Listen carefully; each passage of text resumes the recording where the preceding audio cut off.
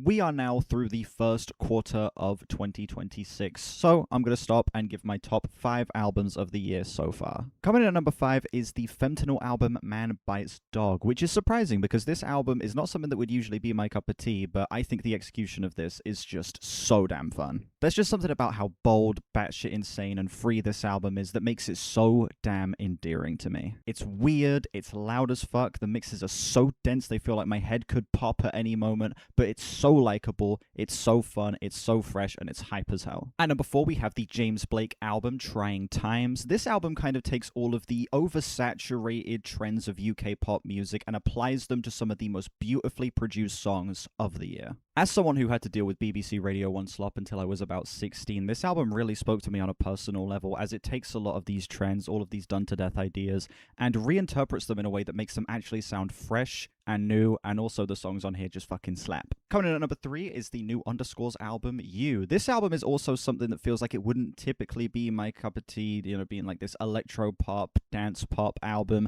but I just found this, similar to the Fentanyl album, to just be so damn hype, have some of the strongest production of any album this year, and also the fact that it's just such a watertight 34-minute experience made it such an easy listen for me. It's filled to the brim with personality, it has some of the most colorful and memorable instrumentals of the entire year so far. This album is a heater. Coming in at number 2 is the new Converge album, Love Is Not Enough. This is an adrenaline-fueled, politically bold album that does not pull its punches when talking about religion, social divide, and a rising theocratic government. Brutal riffing and blaring guitar tones are scattered all across this album, as you find some of the most beautiful but harrowing instrumentals you can find on any metal album this year. There's also some more personal and emotional cuts on this thing in the back half that I think give the album such a sense of heart, such a sense of personality, and really allow you to connect to this thing on a more intimate level, and that is what makes this one of the best metal albums of the year for me. Absolutely incredible shit. Coming in at number 1, we have the Neurosis album, An Undying Love for a Burning World. This album does not shy away from showing the brutal reality of nature and humanity, yet still finds a way to explore hope and optimism in those circumstances. It is a brutal and testing listen, but if you give it the patience it deserves, if you let these instrumentals progress, if you let it say what it has to say,